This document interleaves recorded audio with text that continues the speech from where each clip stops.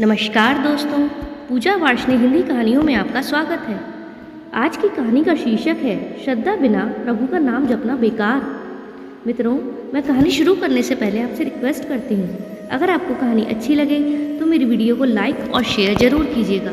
साथ ही चैनल को सब्सक्राइब करके बेल आइकन दबाइएगा, जिससे आगे भी आपको ऐसी कहानियाँ सुनने के लिए मिलती रहें। तो चलिए कहानी शुरू करते हैं। एक गाँव में एक साधु महाराज रहते थे। साधु महाराज जहाँ भी जाते श्रद्धापूर्वक प्रभु का नाम जपने का उपदेश देते थे और लोगों को उसके लिए प्रेरित भी करते थे। साधु महाराज की नाम जपने में अगाध श्रद्धा को देखकर कई लोगों ने उनसे राम नाम की दीक्षा ली। कुछ लोग तो उनके सानिध्य में रहकर ईश्वर का अनुग्रह पाने के लिए उनके शिष्य तक बन गए। एक बार साधु महाराज शिष्यों को नाम की महिमा सुना रहे थे। तब उन्होंने कहा, अगर मन में सच्ची श्रद्धा हो तो राम का नाम जपने मात्र से मनुष्य अपने जीवन के सभी संकटों से पार हो जाता है। यह सुनकर साधु महाराज का एक शिष्य खुशी से उछल पड़ा, मानो उसे हर संकट से उबरने का रामबाण मिल गया हो। वह प्रतिदिन भिक्षा मांगने के लिए नदी पार करके दूसरे गांव में जाता था। इसके लिए उसे नाविक को 4 आने देने पड़ते थे। एक दिन साधु महाराज का वो शिष्य भिक्षा के लिए जा रहा था। उस दिन कहीं दूर बारिश हुई थी, जिसके कारण नदी में बाढ़ आ गई थी। बाढ़ के कारण नाविक ने उसे नदी पार करवाने से मना कर दिया। तभी शिष्य को गुरुजी का वह उपदेश याद आया कि राम का नाम जपने से ही मनुष्य अपने जीवन के सभी संकटों से पार हो जाता है। शिष्य ने सोचा, वाकई अगर राम नाम से सभी संकटों से पार हुआ जा सकता है तो नदी पार करना कौन सी बड़ी बात है। लेकिन फिर भी उसके मन में संदेह था कि कहीं मैं डूब ना जाऊं, इसलिए उसने पहले गुरुजी से पूछना उचित समझा। वह वापस गुरुजी के पास गया और बोला, गुरुजी, आज तो नदी में बाढ़ आई है और नाविक ने नदी पार करवाने से मना कर दिया है। अब मैं क्या करूं? गुरुजी बोले, कुछ नहीं, आज जल पीकर निर्वाह कर लेंगे। लेकिन जल पीकर निर्वाह करना शिष्य को मंजूर नहीं था।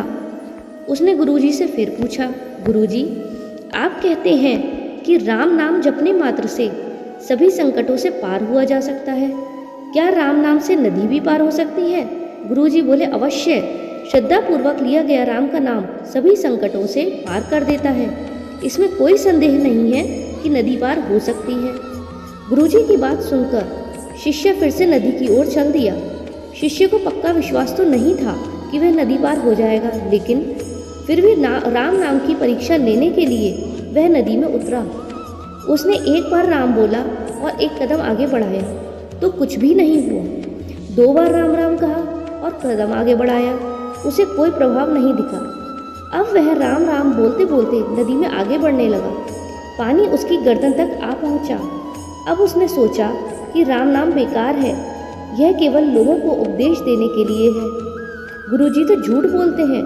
अभी उसके मन में ऐसे ही विचार चल रहे थे कि एक बड़ी लहर आई और उसे बहाकर ले गई। शिष्य बेचारा गोते खाते खाते किसी तरह किनारे लगा। उसे गुरुजी पर बहुत गुस्सा आ रहा था। उसने जाकर सारी आपबीती गुरुजी को सुनाई और बुरा भला कहने लगा। शिष्य कहने लगा, अरे झूठे, ढोंगी और पाखंडी गुरु, कोई मरे या जिए तुझे इससे कोई फर्क नहीं पड़ता। कुछ भी अनाप शनाप उपदेश बकता रहता है। आज तेरे उपदेश के चक्कर में मैं मरते मरते बचा हूँ। ये ले तेरी कंठी माला, आज मैं पूरी दुनिया के सामने तुम्हारी पोल खोल कर रख दूंगा। यह सुनने के बाद भी गुरुजी शांत बैठे मुस्कुरा रहे थे। गुरुजी को इस तरह मुस्कुराते देखकर शिष्य गुस्से से लाल हो गया और बोला, मैं गाँव वालों को तेरी असलियत बताने जा रहा हूँ। यह कहते हुए शिष्य फिर से नदी की ओर चल दिया। पीछे पीछे गुरुजी भी चल दिए। जब नदी किनारे पहुंचे तो नदी उफान पर थी। शिष्य नदी के किनारे बैठकर नदी शांत होने की प्रतीक्षा करने लगा। तभी गुरुजी भी नदी के किनारे पहुंच गए और बिना रुके नदी में उतर गए। जैसे ही साधु महाराज नदी में उतरे, नदी ने उन्हें रास्ता दे दिया। यह देखकर शिष्य दंग रह गया। उसे अपनी भूल का एहसास हो गया था। उसे बहुत पछतावा हुआ और वह पश्चाताप की आग में जलता हुआ नदी में कूद पड़ा।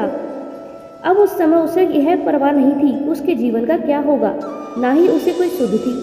वह दौड़ता हुआ नदी पार कर गया और गुरुदेव के चरणों में गिरकर क्षमा याचना करने लगा।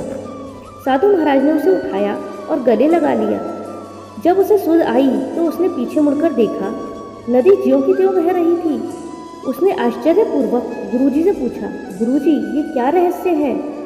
जब मैंने राम नाम जपा था तब नदी पार नहीं कर पाया, और जबकि मैंने कुछ भी नहीं जपा फिर भी नदी पार हो गई, ऐसा क्यों?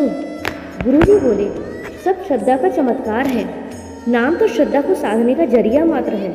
तुम राम कहो या कृष्ण, उससे कोई फर्क नहीं पड़ता।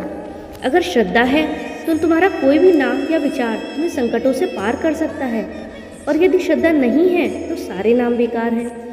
गुरुजी आगे बोले, जब तुम पहली बार नदी पार कर रहे थे उस समय तुम्हें नाम से श्रद्धा नहीं थी बल्कि संदेह था, लेकिन अब जब तुमने नदी पार करने के बारे में सोचा, मुझे पार करते देखा, तो तुम्हें अपनी भूल का एहसास हो गया और तुमने अपने जीवन की परवाह किए बिना समर्पण कर दिया। यही श्रद्धा है। तो मित्रों, क्या आपको गुरुजी की बात सही लगी? अगर सही लगी हो तो कमेंट में बताइएगा, और कहानी अच्छी लगी हो तो इस कहानी को लाइक और शेयर ज़रूर करिए। साथ ही चैनल को सब्सक्राइब करिए। धन्यवाद।